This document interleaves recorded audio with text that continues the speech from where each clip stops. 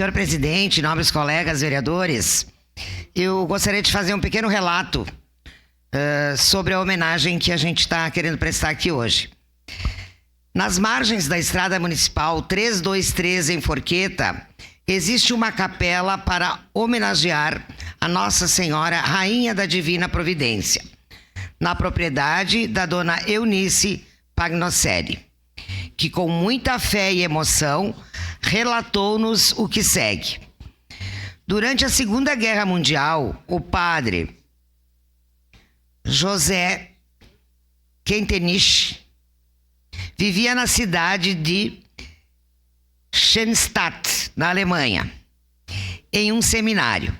Em um dia em que eram previstos bombardeiros, ele, o padre, levou os seminaristas para uma capela e convidou Nossa Senhora da Divina Providência para acompanhá-los. Nessa noite houve grande bombardeio e na capela onde estavam não aconteceu nada. Minha família morava em apartamento muito pequeno e, em conversa com Nossa Senhora, prometi a ela que, caso conseguíssemos morar em um lugar com mais espaço, faríamos uma casa para ela.